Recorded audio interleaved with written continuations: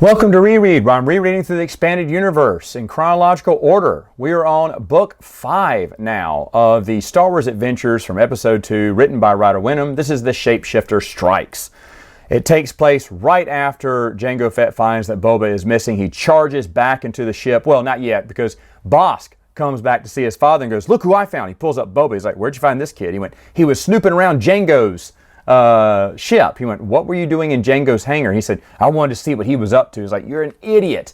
And then as Kratos sniffs him, he's like, "This one belongs to Jango," because he can smell them, and he knows that they smelled similar. Well, anyway, Bosk is like, "What do you mean?" And then Bosk gets knocked unconscious again because Jango shot him with the stun shot again. And then Kratos makes a joke like, "Why do you keep shooting my son?" He said, "I'm not." "No, I'm not shooting him. I'm just using his head for target practice."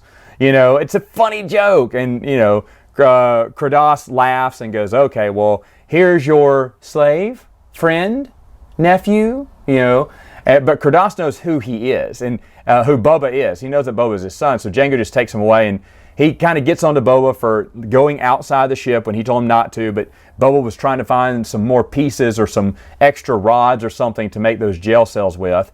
And now Jango's a little upset because Kratos has something on him. He knows that Jango has a son, and so that's a weakness of his now. So he's got to figure out what he wants to do about that. And he's wondering if Kratos is ever going to use that to force him into the Bounty Hunters Guild. So that story kind of stays alive here. Now, of course, Zam is in this.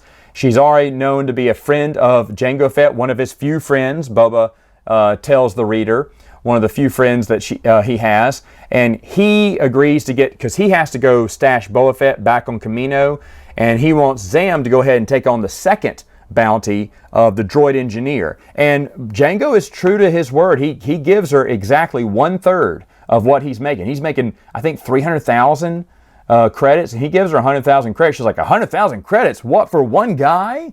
So he's fair. So obviously he and Zam have something going on. And I think at the very beginning they hustle this guy, and Jango threatens to shoot she's shapeshifted into someone, and he goes, "Okay, don't shoot. Here's the information." And afterwards Zam turns to him and goes, "You could never shoot me. Let's be real." Yeah, he could, episode 2. But that's exactly why that sentence was put in there. Now, basically, the adventure is focused on Zam as she goes through all these obstacles, fighting different droids, of course. Tons of droids, because it's a droid engineer. So this droid engineer makes tons of droids, and you can kill droids in a children's book. But Zam also finds out that when she gets to the droid engineer, it's a fake. It's another Claudite, another shapeshifter. So, a little twist. But eventually, Zam does find the real droid engineer and bring her in. There's a hilarious scene by Bosk that's in the middle of this book, I think. Bosk wakes up after a second stun shot. He sees a message cube, and it's from his father. And his father goes, "Well, Bosk, you moron, someone hit you again." He said, "You look stupid. Here, look at you." And he's showing the video of Bosk like passed out on the floor, and Bosk is all angry and yelling at. He said, "Whatever, Daddy, had me from behind." He said, and then he hears the recording go, "And you're probably so stupid that you're trying to argue with me that the guy, came up from you from behind." And then he goes, "Shut up, Dad." He went, "And Bosk, if you're now telling me to shut up, son, remember, it's a recording, you idiot." And it's really funny. And so then he tells him, like, "Here, take this, take the ship over here, go home, just get over yourself, and I'll see you when I get home." But he also says, "Oh, and by the way, since I can't let this message cube, he tells him to go after a bounty, the droid engineer bounty. He says, "Go after that next bounty." He said, "By the way, this message will self-destruct in 10 seconds. And Bosk throws away the cube and runs down the hallway and hides. And then he hears laughter, and he picks up the cube again, and it's Kratos, his father, laughing, going, "Oh, I can only see the look on your face." He said, "You're probably so scared. I wish I could see it." He went, "No, really, son. This message will self-destruct in 3, 2, 1. And it goes to Bosk, goes, "This is just a fake." And it blows up in his hand and blows him halfway across the ship. I mean, it is kind of dumb in a way, I guess.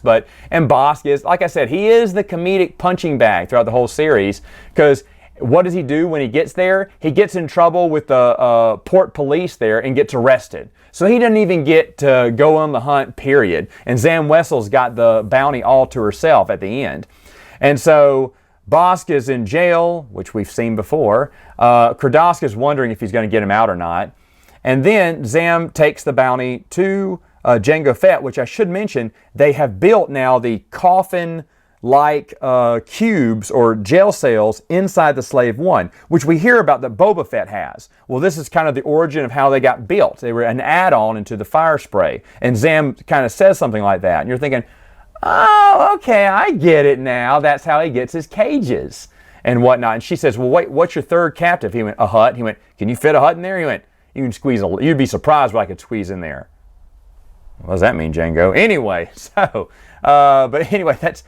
how the jail cells were kind of originated in the Slave One. So that's kind of a neat thing Ryder did. And at the end, he says, hey, Zam, I want to show you something in this box over here. She goes, okay, let me see. And he opens up and she goes, ah, and she screams. And that's the end of that one. So what was in the box? Find out next time.